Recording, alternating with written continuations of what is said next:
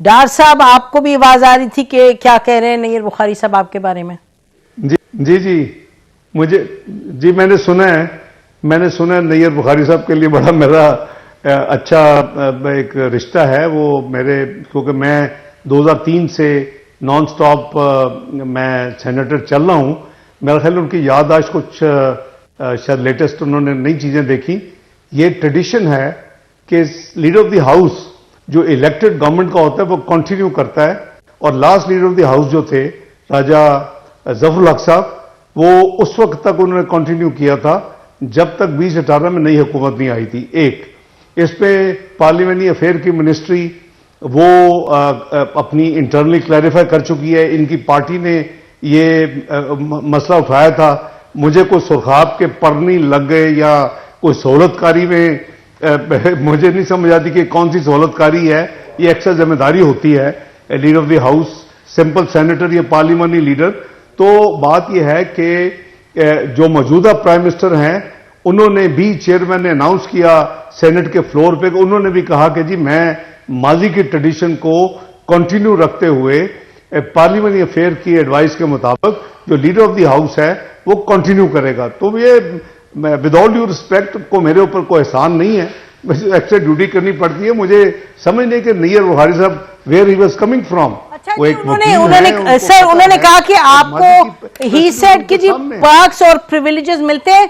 साथ उन्होंने ये भी कहा कि अफसोस करने गए थे आप वहां गवर्नर के यहाँ, गवर्नर हाउस गए अफसोस करने, और वहां जाके टिकटें बांटनी शुरू कर दी, और वो आपने अपना इलेक्शन का उसको बना लिया मौका, और वहां टिकटें बांटी हैं। तो ये भी सुन लीजिए, इस पे आप क्या कहेंगे जी? अब वो ये भी शिकायत है कि आपके प्रेसिडेंट गए वहां पार्टी बहुत ही मैं अर्ज करता हूं, मैं समझता हूं कि ये बहुत छोटी सोच है, हमें इससे बाहर निकलना चाहिए। गवर्नर की वाइफ की डेथ हुई और उनका बेटा और वाइफ दोनों हादसे में बेचारे फौत हुए। मियां नवाज शरीफ साहब मुल्क में नहीं थे और वो वापस आए, और अगर वो अफसोस करने गए हैं गवर्नर हाउस में तो उसमें कौन सी बुराई है?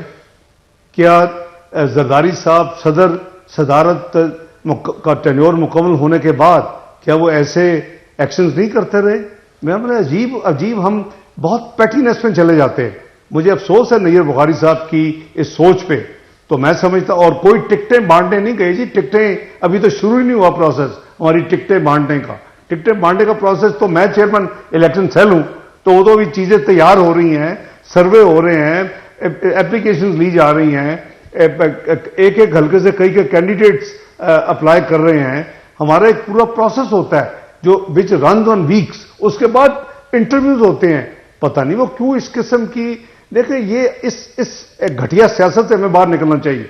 और ये घटिया सियासत के दोनों आपने जो मिसालें दी हैं वो टिपिकल हैं कि हमें थोड़ा सा मैग्नेनिमिटी, कोई एक एक रख रखाव, एक इखलाकियात के अंदर रह के ये पैटी सियासत करनी है तो वो तो काफी हो चुकी है पिछले 75 साल में इस मुल्क में। इससे बाहर निकलें, और कोई ऐसी बात नहीं है जिसमें कि वो अगर मियां नवाज शरीफ साहब उनके अपनी पार्टी के जो थे लोग, उनकी तरफ से उनको गवर्नर लगे थे, वो उसको भी छोड़ें। ह्यूमन एंगल से देखिए कि वो हमारे एमएनए रहे हैं, हमारे मिनिस्टर रहे हैं 20, 13, 18 में। तो अगर उनकी वाइफ और उनका बेटा फौत हो गया और उसके लिए वो गए हैं वहां, टिकटें पता नहीं बांटने की किसने एक अफवाह छोड़ी है, वहां बैठ के टिकटें बांटने तो नहीं, टिकटें बांटने के तो हमारे अपने ऑफिस मौजूद है अल्लाह के फजल से। ये कहा मानवी वाला साहब ने कि जो पीआईए की निजकारी हो रही है उसमें फवाद साहब जो हैं वो कोई कर रहे हैं, और उन्होंने ये कहा कि ये पीएमएलएन के कोई खास जो पसंदीदा शख्सियतें होंगी उनको पीआईए दिया जाएगा प्राइवेटाइज करके। तो सिंस ये मामलात में आप भी इन्वॉल्व रहे हैं, तो इस पे आप क्या कहेंगे जी? क्या ना नसीम, मैं बहुत अफसोस है।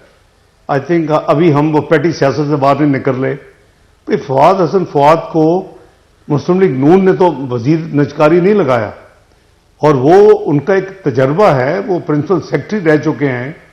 और अगर हुकूमत में और वजीर आजम इस वक्त जो है उन्होंने उसको अपना वजीर लगाया है और काम दिया है, तो वो जाहिर है कि वो अपना काम कर रहे होंगे। और आप क्या यानी एडवांस आप अपने पकौड़े बेचने की कोशिश कर रहे हैं। और भाई कोई ऐसी बात नहीं है कि यानी ये मुझे इन प्रिजम्पटिव, और आप मीडिया को भी मुझे अफसोस है कि आप उनको चेक नहीं करते कि भाई कौन सा प्रूफ लाओ, तुम्हें क्या क्या तो प्रूफ है इसीलिए तो आपके सामने ये रखा है, डर्टी इलेक्शन लड़ने की मत कोशिश करें। डॉक्टर साहब आपके सामने इसीलिए तो रखा है कि नहीं, डर्टी इलेक्शन लड़ने की मत कोशिश करें। मैं ये तीनों चीजें आसिफ अली जरदारी साहब से बात करूंगा। मैं उनसे डील करता रहा हूं अपनी पार्टी के बिहाफ पे, पीडीएम की हुकूमत के बिहाफ पे। इंग्लैंड में भी था, पाकिस्तान में भी था, अब नहीं। मैं 2002 से मोहतरमा बेनजीर भुट्टो साहब से मैं ये तीनों चीजें जो आपने भी कोट की हैं, मैं आपसे वादा करता हूं कि मैं आसिफ अली जरदारी साहब से गिला करूंगा, बात करूंगा कि अपने लोगों को रोकें, इस तरह की गैर जिम्मेदाराना स्टेटमेंट्स ना दें।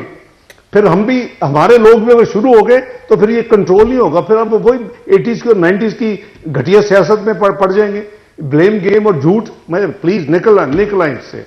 जी ये बातें साहब वजीर हैं, आप उनसे ये पूछे, सवाल पूछे उनसे ये कि जी मतलब कि हमारा तो मकसद डॉक्टर साहब आपके साथ सामने लाना यही है कि चीजें हम बिलीव करते हैं कि फैक्ट्स पर बात होनी चाहिए, तो हमने तो आपके सामने लाए कि आप उसका जवाब दें। अच्छा, अब ये देखिएगा कि आप कह रहे हैं कि आप आसिफ अली जरदारी साहब से बात करेंगे, तो ये बिलावल भुट्टो ने कहा 2 रोज पहले प्रेस कॉन्फ्रेंस में कि एक किंग्स पार्टी सिलेक्ट हो गई है। हर इलेक्शन में किंग्स पार्टी आती है, एक किंग्स पार्टी सिलेक्ट हो गई है, अब दूसरी की तलाश है। लेकिन मैं ये भी कहती चलूं कि जाहिर है कि इशारा, और खुर्शीद शाह साहब ने तो हमारे प्रोग्राम्स में बिल्कुल खास ये कहा, आप लोगों की पार्टी का, नवाज शरीफ साहब का नाम लेके कहा कि जी बाप पार्टी को कहा गया कोट अनकोट के बजाय हमारे पास आने के ये पीएमएलएन को ज्वाइन करें। फिर उन्होंने कहा साउथ पंजाब में वोट कहा गया उन नामों को जिन पर हमने काम किया था कि आप जाके पीएमएलएन को ज्वाइन करें। तो खुर्शीद शाह साहब भी ये कह रहे हैं कि बिलावल भुट्टो ने जब इशारा किया तो जाहिर है कि उनका इशारा कोई एएनपी की तरफ तो नहीं है, आपकी पार्टी की तरफ है। लेकिन आपकी पार्टी के लोग मैं आपको बताती चलूं कि मियां जावेद लतीफ साहब ने ये कहा कि जी जो सिलेक्शन कमेटी है उसको बिलावल भुट्टो ने अपना सीवी दिया और वो जो सीवी है वो रिजेक्ट हो गया सिलेक्शन कमेटी से। तो आप जो फरमा रहे हैं कि माहौल बन जाता है ऐसा, तो आपकी पार्टी भी कुछ इस तरह से बयान दे रही है, और ये बिलावल भुट्टो का भी हमने आपको बताया। नहीं, देखें, बिल्कुल हकायक नहीं है। अच्छा। ये डिफीटिस्ट अप्रोच है। नजर आ रहा है कि मियां नवाज शरीफ साहब के आने से पहले मुस्लिम लीग नून और पर्टिकुलरली मरियम नवाज साहिबा, और उसने पूरी मेहनत की और अवाम को मोबिलाइज किया, और आपने देखा कि बहुत बड़े बड़े इज्तिमा हुए। और उसके बाद जब मियां साहब आए तो एक हिस्टोरिक, ये मैं कहूं तो शायद आप कहेंगे आपके अपने कॉलीग्स अहमद मीर ने भी लिखा और सब ने माना, हमारे जो यानी फोज हैं, हमारे जो मुखालफीन, वो उन्होंने भी माना कि ये तारीख का सबसे बड़ा इज्तिमा था। सडनली 2011 में जब लॉन्च किए गए लॉर्ड डे को, उससे बड़ा इज्तिमा था। अल्हम्दुलिल्लाह हमें ना किसी ने लॉन्च किया, ना हमने किसी से कोई सपोर्ट मांगी, ना हमने किसी से कोई ह्यूमन रिसोर्स बोरो किया। अल्हम्दुलिल्लाह मैं उसका इंचार्ज था, बाय द वे, ट्रांसपोर्ट और इन चीजों का मेरा कलीदी रोल था। शवाज शरीफ साहब ओवरऑल इंचार्ज थे, मरियम बीबी हमारे साथ थी। तो हमने ये सारा जो काम किया है उससे मुखालफीन की कुछ नींदें आराम हो गई हैं। अब वो उसको प्रियम्प्ट करके अपना फ्यूचर की जो डिफीट है, जो उनके नजदीक है, मुझे नहीं पता, अल्लाह को पता है कि क्या होना है। मैं तो फ्री एंड फेयर इलेक्शन और लेवल प्लेइंग फील्ड को सपोर्ट कर रहा हूं पीएमएलएन की तरफ से, लेकिन गालबन उनको नजर आ रहा है कि गालबन ये जो जिस तरह की लोगों की सेंटिमेंट्स हैं, जो हमारी फीडबैक है कि जो देहातों में जो लोग हैं, जो रूरल पॉपुलेशन है, वो वहां मियां नवाज शरीफ की पॉपुलैरिटी इस वक्त बहुत यानी एक्सट्रीम पे है। जहां तक शहरों का ताल्लुक है, हम अपने कैंडिडेट्स को बड़ी अच्छी तरह छानबीन करके फील्ड करेंगे। जहां तक बाप का जो आपने फरमाया कि मैं मेरी खुर्शीद शाह साहब से भी बहुत, मेरा इन सबसे बड़ा एहतराम का रिश्ता है। मैं रिकॉर्ड पे हूं कि मैं बिलावल को तो अपने बच्चों की तरह ट्रीट करता हूं कि उनकी वालदा से मेरा एक बहन भाई वाला रिश्ता था। तो मैं ये अर्ज कर रहा हूं कि मैं समझता हूं कि हमें इन चीजों से निकल आना चाहिए। हमें आप पॉलिटिकल मेहनत करें, अगर या उनके पास अगर कोई एविडेंस है तो वो जरूर दें, क्योंकि हमारे पास तो कोई बाप ने हमें तो कोई ज्वाइन नहीं किया। अगर यानी वैसे तो ये सोचने की बात है, रिफ्लेक्ट योरसेल्फ, कि वो कह रहे हैं कि वो हमारे पास आ रहे थे, इसका मतलब है कि ये को हॉर्स ट्रेडिंग में लगे हुए थे। मैं अस्यूम कर रहा हूं कि वो ले रहे थे, नहीं मिले इसलिए ये अपसेट है। हमने ना किसी को राब्ता किया है, ना हम उसमें इंटरेस्टेड हैं कि जी हम किसी और इस तरह के ग्रुप को अपने साथ को मर्ज करवाएं। तो मुझे नहीं समझ आ रही कि हम इस ब्लेम गेम में क्यों पड़ रहे हैं। हम एक साफ सुथरी, free and fair based level playing field के साथ इलेक्शन लड़े सब, और जो अल्लाह ने फिर जो रिजल्ट होगा, पर वी आर वेरी होपफुल अल्लाह के फजल करम से।